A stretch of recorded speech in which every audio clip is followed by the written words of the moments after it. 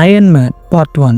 இன்றைக்கி இந்த வீடியோவில் அயன்மேன் 1 தான் பார்க்க போகிறோம். அண்ட் இந்த படத்தில் இருந்து தான் MCU அப்படிங்கிற விஷயமே ஸ்டார்ட் ஆச்சு. உங்களை நிறைய பேர் இந்த படத்தை நீங்கள் பார்த்துருப்பீங்க. பட் எத்தனை தடவை பார்த்தாலுமே இந்த படம் சலிக்காது. வீடியோக்குள்ளே போகிறதுக்கு முன்னால் நம்ம சேனலுக்கு புதுசாக வரவங்க சப்ஸ்கிரைப் பண்ணிட்டு பக்கத்தில் இருக்க பெல் ஐக்கானில் ஆளுங்கிற ஆப்ஷனை கிளிக் பண்ணிடுங்க. சரி வாங்க இப்போ நம்ம கதைக்குள்ளே போவோம். இவன் தான் நம்ம படத்தோட ஹீரோ. இவன் பேர் டோனி ஸ்டார்க். உலகத்தோட பெரிய பணக்காரங்களில் இவனும் ஒருத்தன். அண்ட் அது மட்டும் இல்லாமல் CEO ஆஃப் ஸ்டார்க் இண்டஸ்ட்ரியும் இவன் தான். அண்ட் டோனி ஸ்டார்க்கோட அப்பா பெரிய சயின்டிஸ்ட். அவரோட கண்டுபிடிப்புகளால் தான் இந்த கம்பெனி இவ்வளோ பெருசாக உருவாகுச்சு.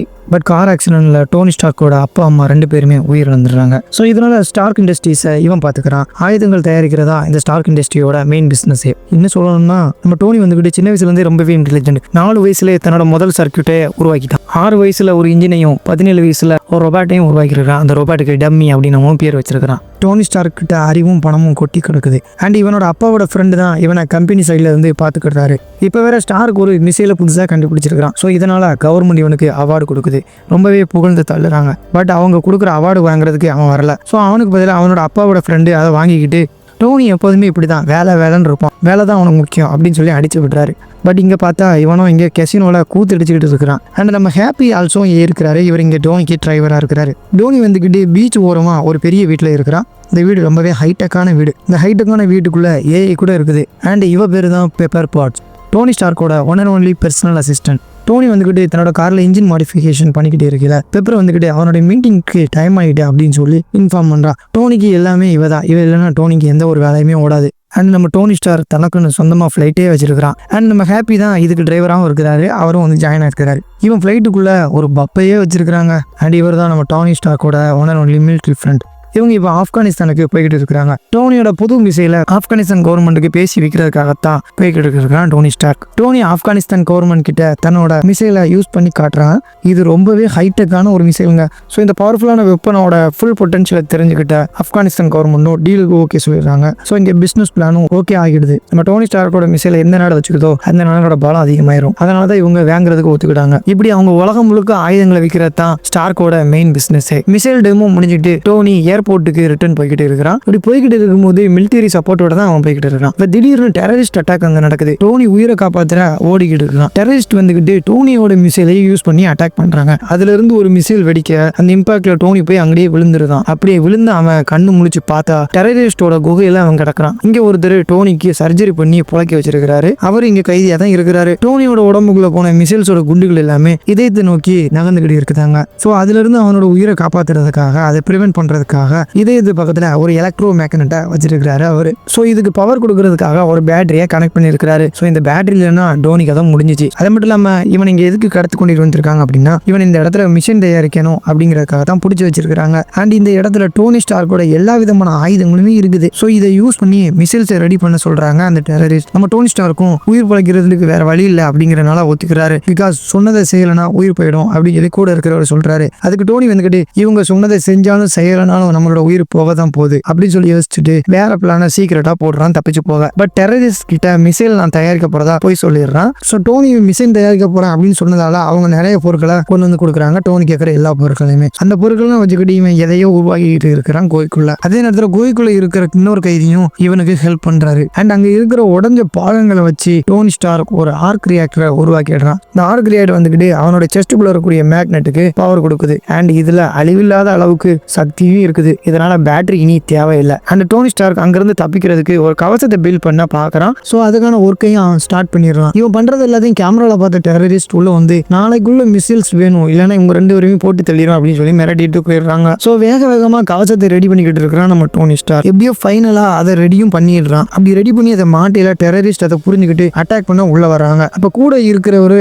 டோனி ஸ்டார்க்கை காப்பாத்த டெரரிஸ்ட் கிட்ட சண்டை போட போறாரு. கடைசியில் அவர் டெரரிஸ்ட் கிட்ட மாட்டிக்கிறாரு. பரிதாபமா அவரோட உயிரும் போயிருது. கவசத்தை மாட்டிக்கிட்டு குகையில இருந்து வெளியே வந்த நம்ம டோனி ஸ்டார்க் எல்லாரையும் போட்டு அப்படியே பொழக்கிறான். அண்ட் அந்த கவசத்துல ஃபயர் வர மாதிரிலாம் இவன் செட் பண்ணிருக்கான். ஸோ இதை யூஸ் பண்ணி அந்த இடத்தையே கொளுத்தி விடுறான். இதனால அங்க இருக்கிற எல்லா பாம்ஸ் வெடிக்குது. பட் அதுல மாட்டாம அங்க இருந்து நம்ம ஹீரோ பறந்து வந்துடுறான். அந்த கவசத்துல பறக்கிற ஆப்ஷனை கூட அவன் செட் பண்ணிருக்கான். பட் இது ஒரு அரகுர மாடல் அப்படிங்கிறதுனால கிராஷ் ஆகிடுது. பட் என்னதான் கிராஷ் ஆனாலும் டோனி ஸ்டார்க் எப்படியோ டெரரிஸ்ட் கிட்ட இருந்து தப்பிச்சிடுறான். இவனை மிலிட்டரி ஆல்சோ காப்பாத்தி அமெரிக்காவுக்கு கூட்டிட்டு போயிடுறாங்க. திரும்ப வந்து டோனி ஸ்டார் ட்ரெஸ்ஸை மீட் பண்ணணும் அதுக்கு ரெடி பண்ணி அப்படின்னு சொல்லி பெப்பர் ஸ்டார்க் கிட்ட சொல்லிடுறான். ஸோ அதனால பெப்பரும் பிரஸ் மீட்டுக்கு ரெடி பண்ண ஸ்டார்க் அவனோட ஆயுதங்கள் மக்களை அழிக்க பயன்படுவதை பார்த்ததால அதுக்கு ஒரு முடிவு கொண்டு வரணும் அப்படின்னு பாக்குறான். அப்போ ஒரு ஏஜென்ட் வந்துகிட்டு பெப்பர் கிட்ட நான் டோனி ஸ்டார்க்கை மீட் பண்ணணும், அப்பாயின்மெண்ட் பண்ணித்தாங்க அப்படின்னு சொல்லி கேட்கிறாரு. இவர் ஒரு ஷீல்டு ஏஜென்ட்டுங்க. பிரஸ் மீட்டுக்கு வந்து நம்ம டோனி ஸ்டார்க்கோ என்னோட ஆயுதங்கள் தப்பான கைகளில் போனதுனால பல பேரோட உயிர்கள் போகுது, ஸோ இதனால ஸ்டார்க் இண்டஸ்ட்ரீஸ் இனிமேல் ஆயுதங்கள் தயாரிக்காது அப்படின்னு சொல்லிடுறான். பட் அதுல ஸ்டார்க்கோட அப்பா ஃப்ரெண்டுக்கு உடன்பாடு இல்லை. ஸோ அவர் பிரஸ்ஸா சமாளிக்கிறாரு, அந்த மாதிரிலாம் இல்லை அப்படின்னு சொல்லிக்கிட்டு. அண்ட் டோனி ஸ்டார்க் கிட்ட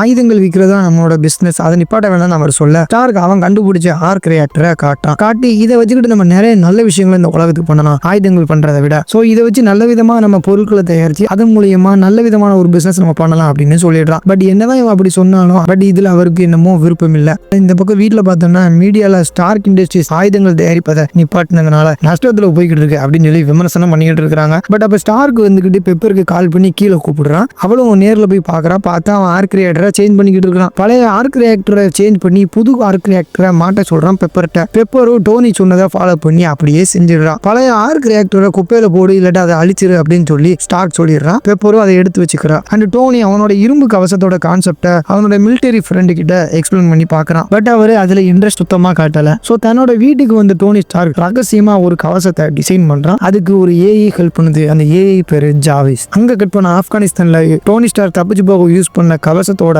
பார்ட்ஸை டெரரிஸ்ட் எடுத்துடுறாங்க. பட் அது சேதமாகி கிடக்குது. இந்த பக்கம் டோனி தன்னோட கவசத்தை பில்ட் பண்ணிக்கிட்டு இருக்கிறான். அதுல உள்ள பார்ட்ஸுக்கு பவர் கொடுக்கறதுக்காக தன்னோட ஆர்க் ரியாக்டரையே யூஸ் பண்ணிக்கிட்டான். இதுல இருந்து அன்லிமிட்டடா எனர்ஜி வரும், அதனால தான் இவன் யூஸ் பண்றான். இப்படியோ நாள் கணக்கா ரிசர்ச் பண்ணிக்கிட்டு இருக்கிறான் டோனி ஸ்டார்க். அப்ப டோனியை பார்க்க அவனோட அப்பாவோட ஃப்ரெண்டு வராரு. அந்த டோனி பண்ற ஆராய்ச்சியை பத்தி அவரும் கேட்கிறாரு. பட் டோனி அதை சொல்ல மாட்டேங்கிறான். பிகாஸ் இதை இவன் சீக்கிரட்டா வச்சுக்கிற பாக்குறான். ஆராய்ச்சியில ரொம்பவே மும்முரமா இருக்கிறான் நம்ம டோனி ஸ்டார்க். அண்ட் இந்த கவசத்தை நல்லா பறக்கக்கூடியதாகவும் சேம் டைம் எதிரிகளை தாக்குறதுக்கான ஒரு ஆயுதமாகவும் அவன் ப்ரோக்ராம் பண்றான். அண்ட் இதோட ஜாவிஸ் அப்படிங்கிற அந்த ஏஐயும் அவன் லிங்க் பண்ணிக்கிறான். கவசத்தையும் கடைசியில எப்படியோ அவன் ஃபினிஷும் பண்ணிடுறான். ஸோ இதை டெஸ்ட் பண்ணிடுறதுக்காக கவசத்தை மாட்டிக்கிட்டு வானத்தில் பறக்கிறான் நம்ம டோனி ஸ்டார். கவசமும் நல்லா பறக்குது. டோனியே அந்த கவசத்துக்குள்ளே இருக்கிறான். அண்ட் அந்த கவசத்தோட முழு பொட்டன்ஷியலை டெஸ்ட் பண்ணி தெரிஞ்சுக்கணும் அப்படிங்கிறதுக்காக எவ்வளோ உயரமாக பறக்க முடியுமோ அவ்வளோ உயரமாக பறக்கிறான் நம்ம டோனி ஸ்டார். பட் அப்போ அட்மாஸ்பியரோட சில்னஸ் காரணமால ஷூட் ஃப்ரீஸ் ஆக ஆரம்பிச்சிருது. இதனால் அப்படியே கீழே விழுறான் நம்ம டோனி ஸ்டார். பட் எப்படியோ கவசத்தை ரீஸ்டார்ட் பண்ணி கிராஷ் ஆகாம தப்பிச்சிடுறான் டோனி. அண்ட் லேபில் இவன் கொடுத்த பழைய ஆர்க் ரியாக்டரை பேப்பர் பாட் வந்துக்கிட்டு கிஃப்டாக கன்வெர்ட் பண்ணி வச்சிருக்கிறான். அதில் proof that Tony Stark have heart அப்படின்னு போட்டிருக்குது. அண்ட் உயரமா பறக்கிறதுல வரக்கூடிய ஃப்ரீசிங் ப்ராப்ளத்தை ஓவர் கம் பண்ண ஷூட்ல gold and titanium alloy use பண்ண சொல்லிடுறான் நம்ம டோனி ஸ்டார். ஜாவிஸும் டோனி ஸ்டாருக்கு சொன்னதை நோட் பண்ணி ப்ரோக்ராம் பண்ணிக்குது. அண்ட் நீங்க கொடுத்த ப்ரோக்ராம் படி நான் ஷூட்டை மேக் பண்ண 5 hours ஆகும் அப்படின்னு அது சொல்லிடுது. அதுக்கப்புறம் டோனி ஸ்டார்க் தன்னோட கம்பெனி பார்ட்டியை அட்டன் பண்ண போறான். அந்த இடத்துல பார்த்தோம்னா பார்ட்டியில பெப்பர் வந்துக்கிட்டு டோனி கிப் பண்ண ட்ரெஸ்ஸை போட்டுக்கிட்டு இருக்கிறா. அவர் ரொம்பவே அழகா இருக்கிறா. அவளோட அழகை பார்த்து மயங்கி பெப்பர் கூட டான்ஸ் ஆடுறா நம்ம டோனி. அவளும் வேற வழி இல்லாம கோஆப்ரேட் பண்றா. பட் டோனிக்கு பெப்பரை ரொம்பவே பிடிச்சிருக்குது. ஸோ தனியாக கூட்டிகிட்டு போய் அவகிட்ட ப்ரப்போஸ் பண்ணுறான். பட் தன்னோட முதலாளியை லவ் பண்ணக்கூடாது அப்படின்னு சொல்லி பெப்பர் ரொம்பவே ஸ்ட்ராங்காக இருக்கிறான். பட் இவளுக்கும் டோனியை பிடிச்சிருக்குது. ஆனால் டோனி கன்வின்ஸ் பண்ணி எப்படியாவது வந்துக்கிட்டு எனக்கு ட்ரிங்க்ஸ் வேணும் அப்படின்னு சொல்லிடுறான். ஸோ பெப்பருக்காக ட்ரிங்க்ஸ் எடுக்கிறதுக்கு டோனி போய்கிட்டு இருக்கிறான். அப்போ டோனி கிட்ட ஒரு ஜேர்னலிஸ்ட் வந்துக்கிட்டு உங்களோட ஆயுதங்கள் விற்கிறத நீங்கள் நிப்பாட்டிட்டதா இன்ஃபார்ம் பண்ணீங்க ப்ரெஸ் மீட்டில். ஆனால் அப்பாவி மக்களை கொலை பண்ணுறதுக்காக உங்களுடைய ஆயுதங்களை இப்போ கூட யூஸ் பண்ணிக்கிட்டு தான் இருக்கிறாங்க அப்படின்னு அவ இன்ஃபார்ம் பண்ணிடுறா. இவனுக்கு ஒன்றுமே புரியல. நம்ம தான் ஆயுதங்கள் விற்கிறது நிப்பாட்டிட்டேமே, அப்படி இருக்கையில நம்மளோட ஆயுதங்களை எப்படி டெரரிஸ்டுக்கு இன்னொருத்தங்க வித்துருப்பாங்க அப்படின்னு சொல்லி யோசிக்கிறான். பட் இவன் கம்பெனியோட ஆயுதங்களை அனுப்புனது எல்லாமே இவனுக்கே தெரியாது. இது எல்லாமே அவனோட அப்பாவோட ஃப்ரெண்டோட வேலை தான். இவர் தான் இல்லீகலா ஆயுதங்களை டெரரிஸ்டுக்கு சேல் பண்ணியிருக்கிறாரு. இதை டோனியும் தெரிஞ்சுக்கிறான். அண்ட் இவனோட ஆயுதங்கள்னால டெரரிஸ்ட் மக்களை காயப்படுத்துறாங்க. ஸோ இதனால அந்த பாதிக்கப்பட்ட மக்களை காப்பாற்றணும் அப்படின்னு சொல்லி பிளான் பண்றான் டோனி ஸ்டார்க். ஸோ புதுசாக ரெடி பண்ண ஷூட்டை மாட்டிக்கிட்டு சம்பவ இடத்துக்கு பறந்து போறான் நம்ம டோனி ஸ்டார்க். அந்த இடத்துல பார்த்தோம்னா பொதுமக்களை அநியாயமா டெரரிஸ்ட் அட்டாக் பண்றாங்க, கொலை பண்றாங்க. அப்ப அந்த இடத்துல என்ட்ரி கொடுத்த நம்ம டோனி ஸ்டார்க் வந்துக்கிட்டு டெரரிஸ்ட் எல்லாரையும் அப்படியே போட்டு பொழக்கிறான். இதுக்குள்ள ஏஐ வேற இன்டகிரேட் பண்ணியிருக்கானா. ஸோ எல்லாரையும் அக்யூரேட்டா போட்டு தள்ளி மக்கள் எல்லாத்தையும் காப்பாத்துறான். அண்ட் அவனோட கம்பெனி ஆயுதங்கள் அங்கே இருக்கிறத பார்த்தாங்க. அதுல இருக்க எல்லாத்தையுமே அவன் அழிச்சிடுறான். அந்த மொத்த ஆயுதங்களும் அழிஞ்சிருது. டெரரிஸ்டோட எல்லா மிஷின்ஸுமே இப்போ அழிஞ்சிருது. ஸோ அந்த மக்களை காப்பாற்றி முடிச்சுட்டு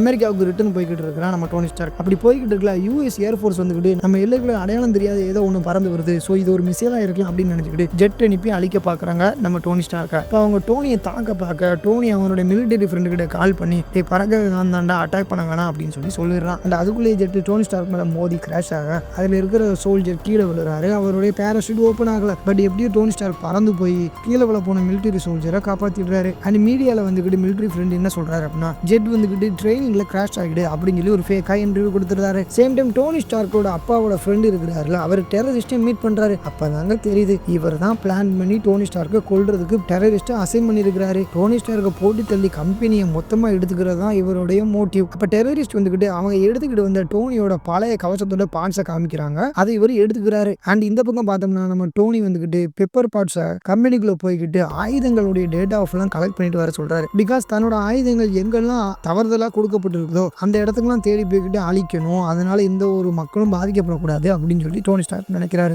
பெப்பர் பார்ட்ஸ் தான் டோனி ஸ்டார்க் என்ன சொன்னாலும் அப்படியே கேட்பாரு. அதனால டோனி சொன்ன மாதிரியே பெப்பர் பார்ட்ஸ் கம்பெனிக்குள்ள ரகசியமா உள்ள போய் டேட்டாஸ் எல்லாத்தையுமே காப்பி பண்றா. அப்பதான் அங்க அவ ஒன்னு நோட் பண்றா. என்னன்னு பார்த்தா டோனியை கொலை பண்ண வில்லன் போட்ட பிளான அவ தெரிஞ்சுக்கிறது மட்டும் இல்லாம டோனி ஸ்டார்க்கோட சூட் மாதிரியே இல்லீகலா வேற ஒரு சூட்டா வில்லன் ரெடி பண்றத அவ தெரிஞ்சுக்கிறா. ஸோ அது எல்லாத்தையுமே அவ காப்பி பண்ணிக்கிட்டு இருக்கிறா. அப்போ வில்லன் வேற என்ட்ரி கொடுக்குறான். பெப்பர் பார்ட்ஸ் எப்படியோ சேஃபா டேட்டாவை எல்லாத்தையும் காப்பி பண்ணிட்டு தப்பிச்சு போயிடுறா. அவ தப்பிச்சு போனதுக்கு அப்புறம் தான் வில்லனுக்கு இவ இந்த மாதிரி டேட்டாவை காப்பி பண்ணிட்டு போயிருக்கிறா அப்படிங்கிறது தெரிஞ்சுக்கிறதா. அதை தெரிஞ்சுக்கிட்ட வில்லன் ஆர்க் ரியாக்டர் உருவாக்குறதுக்கு அசைன் பண்ணியிருக்கிற சயின்டிஸ்ட் கிட்ட போய்கிட்டு வேலையை இன்க்ரீஸ் பண்ணுங்கடா, எனக்கு ஆர்க் ரியாக்டர் உடனே வேணும் அப்படின்னு சொல்லி ப்ரெஷர் போடுறான். பட் அவங்க யாராலையுமே ஆர்க் ரியாக்டரை மேக் பண்ண முடியல. பிகாஸ் டோனி ஸ்டார்க் அளவுக்கு யாருமே இங்கே அறிவாளி இல்லை. ஸோ இதை புரிஞ்சுக்கிட்ட வில்லன் அன்னைக்கு நம்ம ஏன் புதுசாக ஒரு ஆர்க் ரியாக்டர் உருவாக்கணும், நம்ம டோனி ஸ்டார்க்கோட ஆர்க் ரியாக்டரே எடுக்கலாம் அப்படின்னு சொல்லிட்டு ஸோ இதனால டோனி ஸ்டார்க்கோட ஆர்க் ரியாக்டரே எடுக்க போகிறான் நம்ம வில்லன். சேம் டைம் உண்மையை பெப்பர் பார்ட்ஸ் இன்ஃபார்ம் பண்ணுறதுக்குள்ளேயே டோனியை எலக்ட்ரிக் ஷாக் கொடுத்து வில்லன் லாக் பண்ணிடுறான். டோனி ஸ்டார்க்கோட ஆர்க் ரியாக்டரையும் எடுத்துடுறான். இப்போ டோனி ஸ்டார்க் வந்துக்கிட்டு கொஞ்சம் கொஞ்சமாக அப்படியே செத்துக்கிட்டு இருக்கிறான். சேம் டைம் டோனி ஸ்டார்க்கு ஆபத்து இருக்குது அப்படின்னு சொல்லி மிலிட்டரி ஃப்ரெண்டுக்கு பெப்பர் பார்ட்ஸ் இன்ஃபார்ம் பண்ணிடுறான். ஸோ ஃப்ரெண்டும் டோனி ஸ்டார்க்கை காப்பாற்ற வீட்டுக்கு போய்கிட்டு இருக்காரு. இந்த பக்கம் பார்த்தோம்னா நம்ம ஸ்டார்க் வந்துக்கிட்டு எப்படியோ பைய தவழ்ந்து லேபுக்குள்ளே போயிடுறாரு. பிகாஸ் அங்கே பெப்பர் பார்ட்ஸ் ஷிஃப்ட் பண்ண டோனி ஸ்டார்க்கோட பழைய ஆர்க் இருக்குது. அதை எடுக்க எப்படியோ பார்க்குறான். பட் முடியல. அதே நேரத்தில் அவன் உருவாக்கின அந்த ரோபாட் வந்துக்கிட்டு அவனுக்கு எடுத்து கொடுக்குது. இந்த பக்கம் பார்த்தா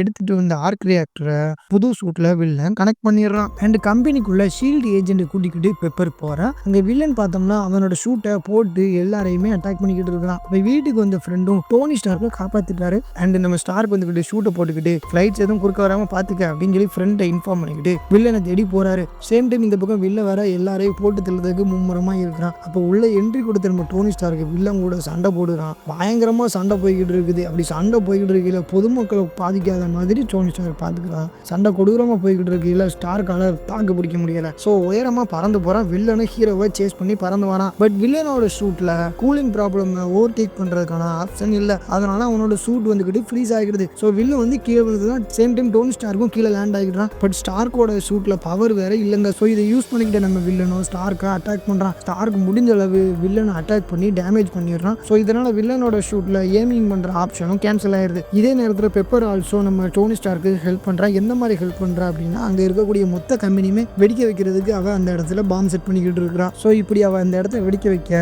அதுல வில்லனை மாட்டி விட்டுட்டு ஸ்டார்க் எப்படியோ தப்பிச்சிடுறான். ஸோ இதனால வில்லனும் அந்த இடத்துல இறந்துடுறான். நம்ம ஹீரோ பொழைச்சிடறான். நெக்ஸ்ட் சீன்ல பார்த்தோம்னா மிலிட்டரி ஃப்ரெண்ட் வந்துக்கிட்டு நடந்தது எல்லாத்தையுமே மாத்தியே பொய்யா பிரஸ் கிட்ட இன்டர்வியூ கொடுக்குறாரு. பிகாஸ் இந்த விஷயம் மக்களுக்கு தெரியக்கூடாதுன்னு சொல்லி அவங்க நினைக்கிறாங்க. நியூஸ் பேப்பர்ல வேற டோனி ஸ்டார்க்கோட கவசத்துக்கு அயன் மேன் அப்படின்னு சொல்லி பேர் போட்டு நியூஸ் வந்திருக்குது. இதை நம்ம ஸ்டார்க் நோட் பண்ணிக்கிறோம். சேம் டைம் ஷீல்டு ஏஜென்ட் வந்துக்கிட்டு நடந்த எல்லாத்தையும் ஒரு ஃபயர் ஆக்சிடென்ட் சொல்லி நான் கன்வெர்ட் பண்ணிட்டேன். நீங்க வேற இடத்துல இருந்ததா நான் ஃபேக்கா நான் வந்து ஆதாரங்களை உருவாக்கிட்டேன். ஸோ நீங்க ஸ்கிரிப்ட் எழுதி கொடுத்த மாதிரி மட்டும் பேசுங்க, உண்மையை சொல்ல வேணாம்னு சொல்லியிருந்தாரு. டோனி ஸ்டார்க்கும் பிரஸ் மீட்டை அட்டன் பண்றாரு. அப்போ ஸ்கிரிப்ட் படி பேசுறதை விட்டுக்கிட்டு நான் தான் அயன்மேன் அப்படின்னு உண்மையே சொல்லிடுறான் நம்ம டோனி ஸ்டார்க். இதோட இந்த படமும் முடியுது. அண்ட் இந்த வீடியோவும் முடியுது. வீடியோ பிடிச்சிருந்தா லைக் பண்ணுங்க. அண்ட் நம்ம சேனல்ல இனிமேல் MCU மூவிஸ் எல்லாமே அடுத்தடுத்து ஆர்டரா போடலாம் அப்படின்னு சொல்லி இருக்கிறோம். எல்லாத்தையும் நீங்க பார்க்கணும்னா மறக்காம நம்ம சேனலை சப்ஸ்கிரைப் பண்ணிட்டு பக்கத்தில் இருக்க பெல் ஐக்கான் ஆல் ஆப்ஷனையும் கிளிக் பண்ணிக்கோங்க. அண்ட் இவ்வளவு நேரம் நீங்க வீடியோ பார்த்து நீங்க கொடுத்த சப்போர்ட்டுக்கு நன்றி.